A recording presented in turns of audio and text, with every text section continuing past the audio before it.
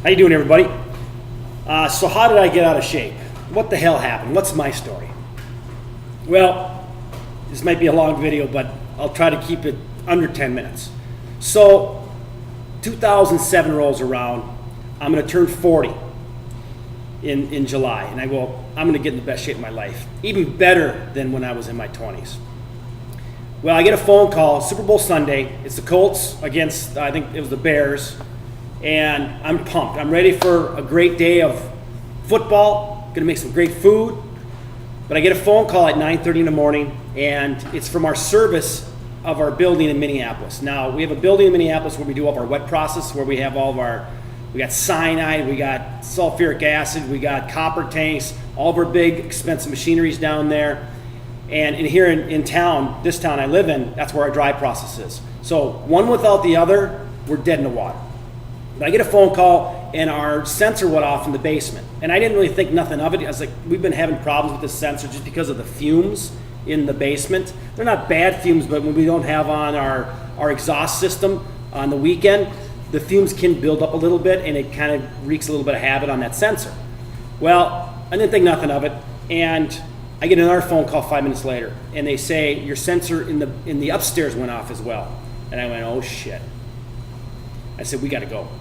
So we're flying over to Minneapolis. It's about a 30-minute drive. And the daughter calls, and she says, there is a fire. The fire department just called us. They were dispatched. And so I start tromping on it. And the wife says, slow down. There's nothing you can do about this. Whatever is going to happen is going to happen. She said, so I went, yeah, you're right. So I slowed down so we wouldn't get into a car accident. And we get down there, and around the bend, and I see it's like a 7-alarm fire. And I almost shit my pants. I pull up, it's the coldest day of the year, it's like 14 below. I see a guy, and they say, who are you? I told them who I am. They said, come on into the command center. So I get into the command center, and they videotape everything. So I get in there, I'm talking to the commander, fantastic guy, and find out that we had, in the basement, there was a tank, a soapy water tank, that the water level dropped, the sensor stayed on for the heat, which caused a fire, which then caused a fire to the next tank, which caused a fire to the next tank. And in the process of these guys putting out the fire, they busted out every one of my windows in my property. And I had like 27, 25, or right around there, big freaking windows. And they busted out windows that weren't even part of the same building. They were busting out windows and then they busted out a hole in the basement. They cut a hole out of the concrete. So I finally get it. They let me get in there. There's no lights. There's no power. There's no gas to run in. We're just shut down completely. I get in the basement, and I see that this ain't that bad. I can be up and running in probably about 3 days. And there's all this electrical wires all saggy because there was extreme heat, and there was with these fiberglass tanks, there was smoke, a lot of smoke, because the whole inside the building was black. Except for this other part of my building that we had doors closed, and it was fine up there. But those windows were broken out too. I was like, why did you guys break out all my windows? So they said, we're handing you over the property. And so I called my insurance company up, and they sent out a rep or a claims guy. They didn't send out a claims guy. They sent out a disaster kind of relief company. And I said, I'll be up and running in 3 days. They said, you're crazy. It's going to be 6 months. And I nearly fell on the floor because now I'm in big trouble. I got all these employees. What am I going to do with the employees? What's going to happen to the whole shop? So I ended up going to Home Depot, picking up some supplies because I got no heat. I got to try to figure out how I'm going to heat in this building. And then I got all my windows are broken up because if these tanks freeze and expand, they're going to bust out the tank. And now I'm going to have a major EPA disaster on my hands. So we called up a company called Board Up, and there's 2 Mexican guys that came out and they boarded up all of our windows. These guys were fantastic. So I finally come home. I don't remember watching the game, but I know I watched the game. You know what I mean? I mean, I was under shock. I was in shock basically. So the next 2 years of my life was spent. Well, the first 4 days of this was trying to get my people, and I brought my people, and I partnered up with another circuit shop. I brought my technology, my people over to this other circuit shop, and we were backing up and running because our dry process was fine. I just had to figure out how to get my wet process done. So the next 2 years of my life was spent with this claims guy that I was dealing with, and he was fantastic. And I pat myself on the back on this one because I did things that he's never seen anybody do in a fire situation. I had reports, and I've never done this before, but I went well beyond the call of duty what someone should do, because I knew how important it was to try to get as much out of this insurance company as I could. They actually dropped us. They canceled our contract with them within about 3 weeks. So then I had to find another insurance company that would take us on for what we were doing. But the claim actually came to about $1.1 million. That's what they paid us. It was like $700,000 to get the building, to rip it completely the inside out, get rid of all the smoke damage, and then rebuild the inside. I think they gave us like $200,000 in cash, and then there was another, I think, 250 or something around there in equipment. So, okay, that's 2000, all 2007, all 2008. And my body, my muscles, just from not working out and the stresses of this, it was like a carnivore came in, or I had some sort of parasite that ate away all my muscles. I mean, I was like shrinking, but my fat was going up and my muscles were shrinking. So 2007, all 2008. Well, 2009 rolls around and we start bleeding money. The economy's going to shit. Business is dropping and we're bleeding money. So about a year goes by and we drop about $250,000. It's gone. I try to keep as many people as I could because they're like a family to you. So you try to keep them on board.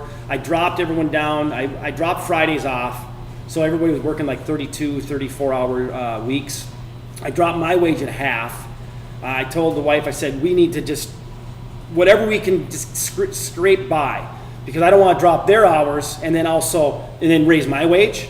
I mean, I'd have a mutiny on my hand. I'm not going to do that to my employees, because word does get out when you do something like that. When I see all these big corporations where the top guy is getting all this big money, and these other guys, and they're laying people off left and right. It's like, come on, guys, take one for the team. You got it, because leadership that's how you do leadership. But that's a different story altogether.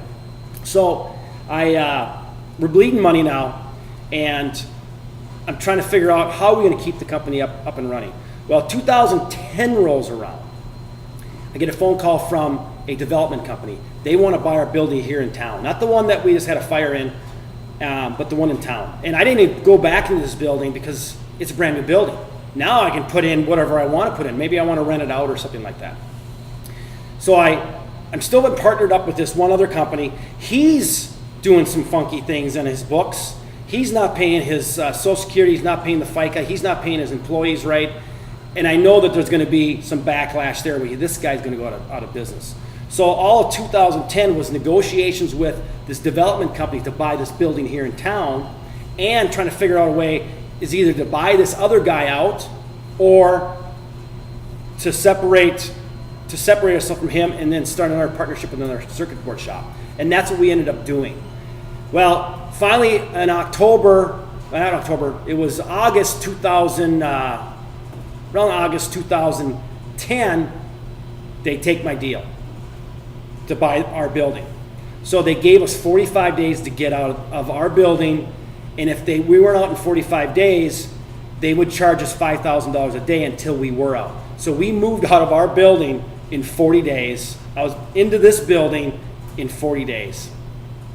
So there's another 2 years losing money, and then trying to restructure a company without going out of business. And a lot of you people can understand, when you don't have money and you're bleeding money and you don't know how you're going to pay your bills, the stresses of that then was like a freaking quadruple whammy on my body. But it went through. So the 4 years prior to this last year, it was 16-hour days. Your mind is so fried, you're not even thinking about working out. You're trying to think of all these other things of life kicking you in the teeth, trying to get back on track. So we're in here now, it was October 24th we got into this building. And the next 4 months, 5 months, my brain was so fried. I could barely function just in the business part of it. I could barely even function. Well, that passed, and then I said, all right, I'm gonna be 45 now. Let's get in the best shape of my life. So that's where I'm at now, is I now have the time because the way I restructured the business, I'm not working Friday, I'm not working Saturdays and Sundays. Rarely do I come in here on a Saturday and Sunday. It's Saturday today, but I got a couple little things to do. And my mind is in the right spot that I can work out. I'm finding out that it is much more difficult at 45 to get in shape than when you were a younger guy. That's just how it is. You know, it's a tough pill to swallow to know that you can't get in shape in 4 or 5 months, really, really good shape. It's gonna take me a little bit longer. So that's my story, how I got out of shape. And I think a lot of other people can understand this, some of you older people, that, you know, shit happens. It's not your plan, but things just happen that your priorities are given solely to this project or that project or this situation. And that's what happened to me. So I'm working on it, I'm working on it. The biceps are coming in nice. Legs are coming in nice. The abs are starting to appear a little bit. Got to get a little more fat off me. But yeah, it's a work in progress, and I'm excited to put this work in progress other than all these other distractions that I've had these these prior 4 years. So keep on going, guys. If I could have done anything different in that 4 years leading up to this last year that I actually started working out again, I would have tried to work out at least 1 day a week, something, anything. But maybe I couldn't even do it. I don't know, but maybe that's what you guys can. If something happens to you like this, try to work out maybe 1 day a week. I think your body will really be able to. You'll be able to maintain some of these gains you had all these other years. I don't know, but so that's my story, guys. Have a great day. Be safe, and until next time.